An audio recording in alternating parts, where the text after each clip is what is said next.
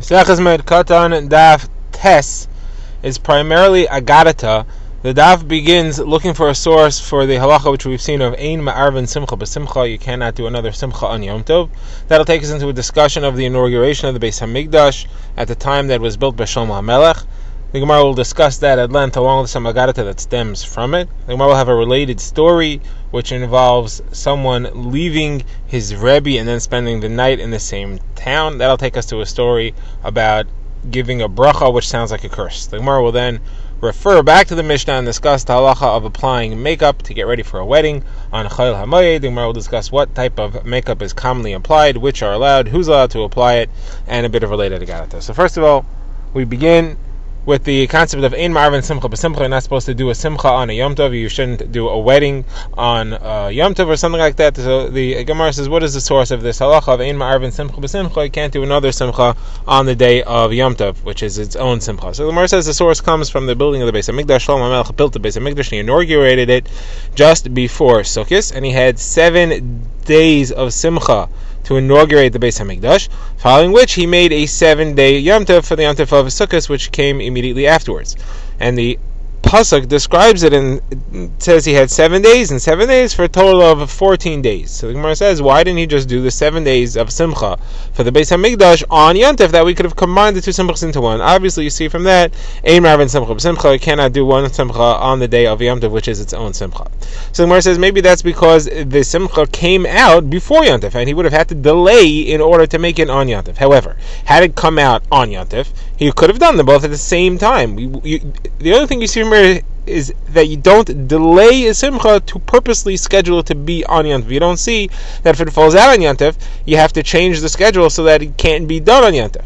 So Gemara says, no, he could have made it come out on Yom Tov. He could have slowed down the building of the Beis Hamikdash a little, could have left the last piece over to be finished, and then finished it on Erev Yom Tov so that he could do the same at once and would not have to delay. Gemara says, what do you mean he should delay? He should slow down the building of the Beis Hamikdash. He could have finished faster and he should finish later. You can't do that. You have to finish the Beis Hamikdash as soon as you can. Gemara says, okay, he could have at least waited to install the devices on the roof which are designed to keep ravens away. There were these metal sheets or spikes on the peak of the roof that they could have gotten rid of. That's not real Beis Hamikdash. Gemara says, no, that is part of the Beis Hamikdash. You cannot delay that also. That has the same chashivas and kedusha of the Beis Hamikdash, and therefore could not delay that. So the Gemara says, okay, I'll give you another way of seeing the halacha of ein ma'arvin simcha b'simcha from this story, from this incident, and that is from the pasuk. Why did the pasuk say he did 7 days of joy over the completing of the Beis Hamikdash, 7 days of Yom Tov, for a total of 14? Obviously, if you're going to tell me that it was 14, I know that it was 7 and 7, or you told me 7 and 7 and it was 14. Must be coming to tell me that I had to separate the two. There was 14 because I had to do 7 and 7. I had to keep the two separate. I couldn't do them overlapping, and that is the source of the halacha of ein ma'arvin simcha b'simcha. Now the Gemara wants to discuss this Chanukas Habayis a little bit more at length. So more because of Parnach and Rav Yochanan, he says that year they didn't do Yom Kippur because he made a 7-day Yom Tov and it ended just before Sukkot, which means that the 7 days preceding Sukkot were all involved with this party that he made, the Simcha, and they didn't fast on Yom Kippur. So the Gemara says Klal Yisrael was worried that maybe they were obligated to be destroyed and they did not get kapar, they did not get mechila because they didn't keep Yom Kippur. So a voice came from Shemayim, as a baskal, and it said, you are all invited to the life of the world to come, and you're all going to have Olam Haba, not to worry. Now, why didn't Shlomo HaMelech make Yom Kippur that year? Why did he cancel Yom Kippur? So the Gemara says he made a kal v'chomer from the Chanukas Habayis of the Mishkan, which was performed by the Nesiim, the leaders of each of the Shvatim, and they brought Karbanos, and they brought Karbanos even on Shabbos. So if their Karbanos pushed away Shabbos, then his Chanukas Habayis could push away Yom Kippur. Why? So Gemara says there's 3 ways in which there's a Kavachimer here. First of all, the Chanukas Habayis, each carbon of the Chanukas Habayis that the Nesiim brought was a private, personal carbon. Here, he was bringing public karbanos for all of Klal Yisrael. Second of all, the Mishkan was only a temporary kedusha. The Beis Hamikdash is a permanent kedusha. Third, that was pushing away Shabbos, which is more chomer. It's stricter than Yom Kippur. Shabbos has a punishment of skila. Yom Kippur only has kares, which is less.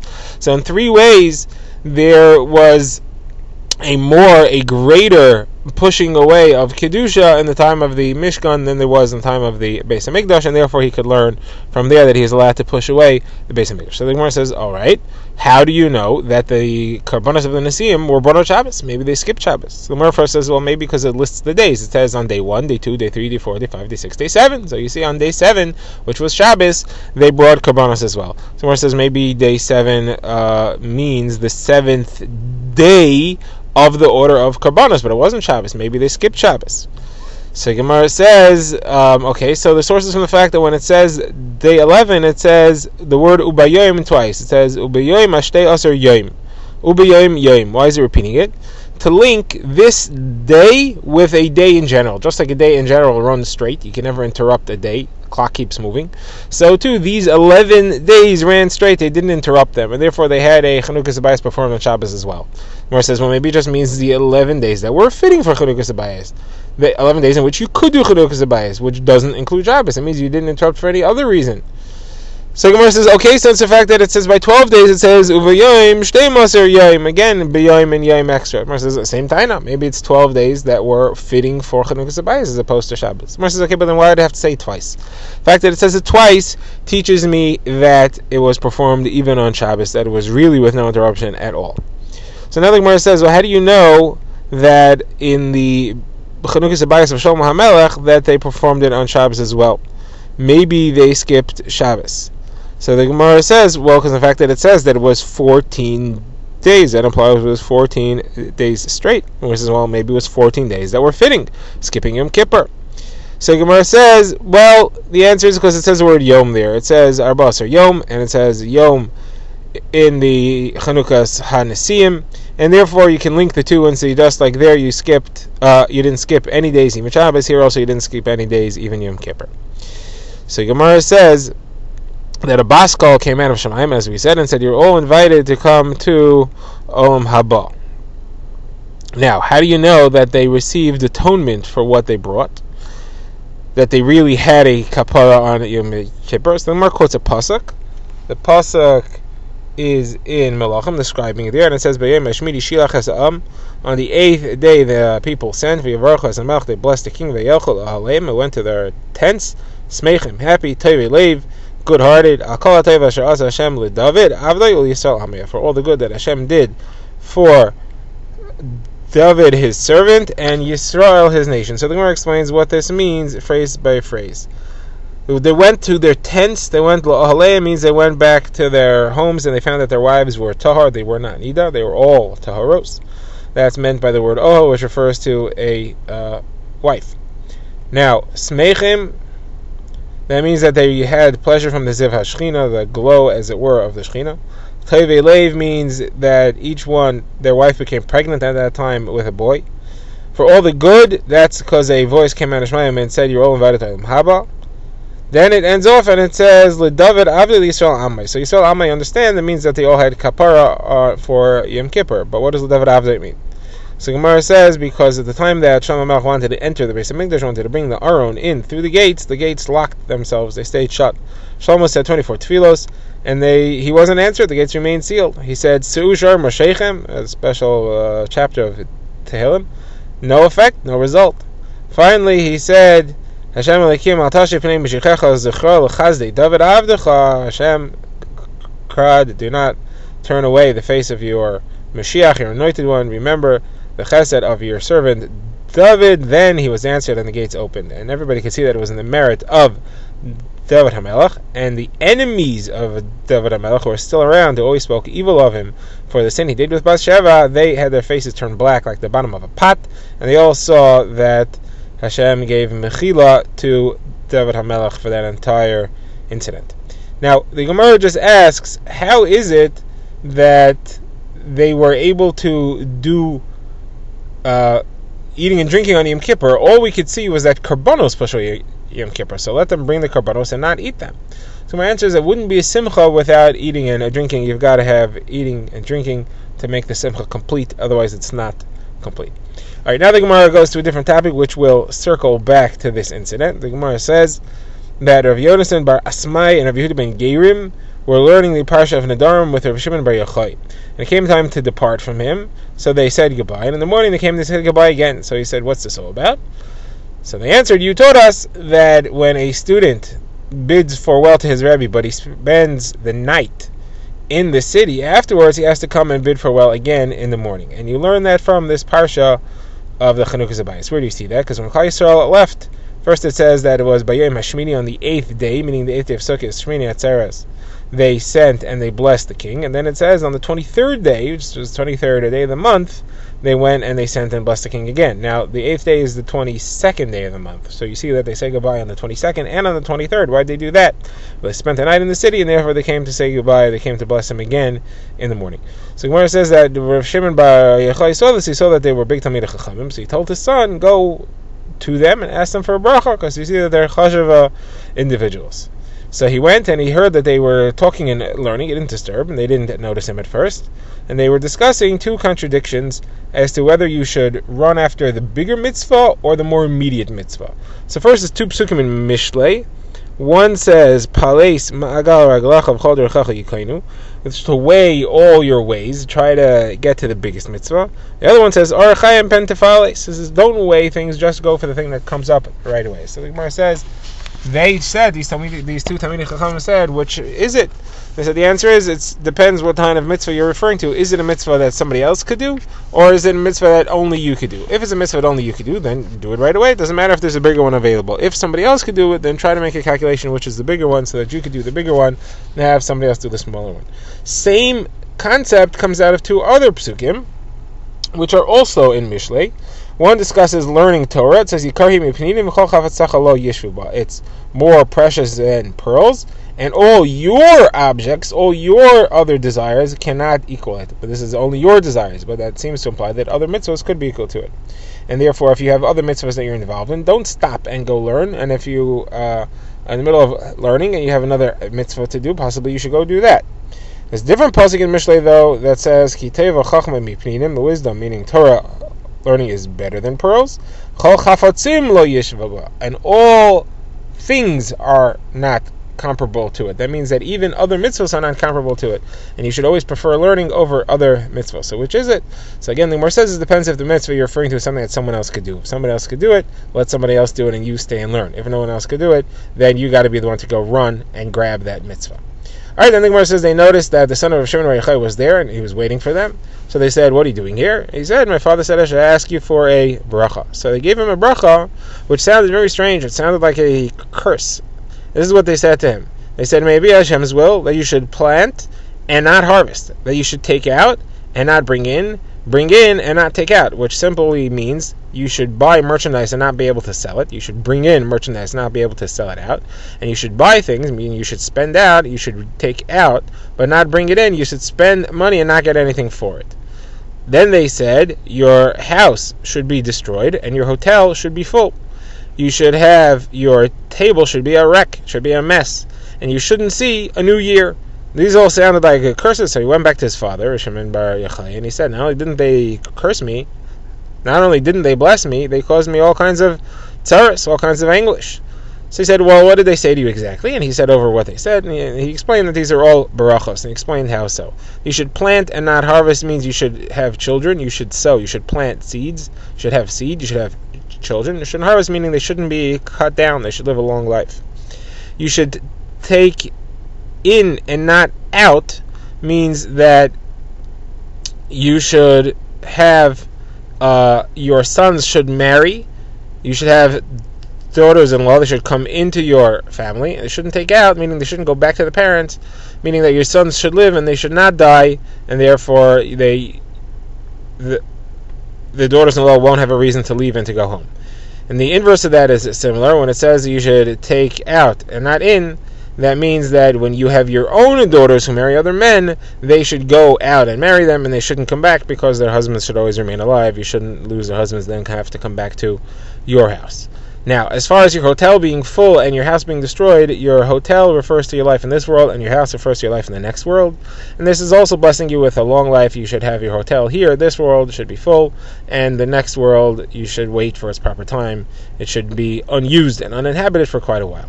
Now, he explains that by showing that the kever is referred to as your house. And he brings the pasuk Akir Bama Batem Olam, their insides is their house forever. You read it as Kivram Batem Olam. Their kever is their house forever. So you don't want to be in a situation where your kever is inhabited, you want it to be uninhabited, and therefore your house should be as if it were destroyed. As far as your table being disrupted, that means you should have a lot of sons and daughters. Children tend to mess up the table. And you shouldn't see a new year, means you shouldn't have a first year of marriage again. You shouldn't have to remarry. You should be able to stay married to your original wife. Now, a similar story about a bracha that sounded like a curse of Rav Shimon Chalafta, who left Rav and told his son, go get a bracha from Rav. He went and he told him, don't embarrass, you should not embarrass others, and they shouldn't embarrass you. He came back and told his father, this doesn't sound like much of a bracha, I shouldn't be embarrassed, I shouldn't embarrass others. He said, no, that's a very great bracha. That's the bracha that HaKadosh Baruch Hu gave to his people, in fact, twice, like it says in the pasuk V'lo yevoishu ami la'olam. It says it twice in Yoel. It's repeated. It says Hashem lekechem asa asher asa imachem lahafli v'lo yevoshu ami la'olam. Then it says ve'enod v'lo yevoshu ami la'olam. Two psukim in Yoel, Parak Beis, pasuk Chavav and Chav Zayin. So you see that's a bracha that he gave, Hashem gave, and therefore it's a great bracha for you. Alright, this concludes this entire Gemara. Now the Gemara refers back to our Mishnah where we had said you can have weddings possibly on Yom Tov, and the women can do their makeup. They can beautify themselves. The Gemara quotes a brayso as to what these beautifications are.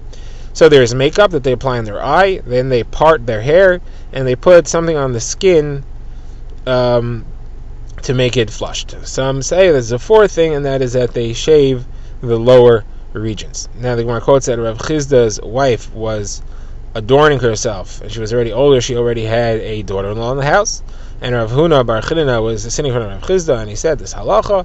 He said it only applies to young women. Young women are concerned with their appearance, and therefore they can adorn themselves on Chayil HaMoed, but elderly women should not.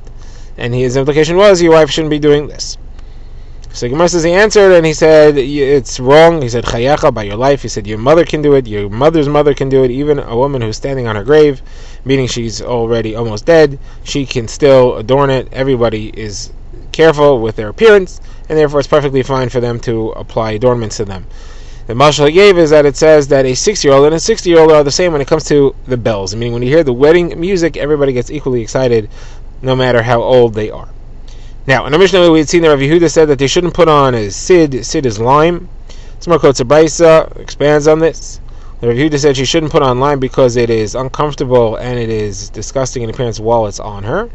But Rav Yehuda says if it's a lime that can be peeled off still on Yom Tov, then she's allowed to do it, because even though it's painful and it's uncomfortable to put it on, since it's going to come off, therefore it's, in the long run, it's a happy experience. Now the lime was put on to flush the cheeks or the skin and to remove hair.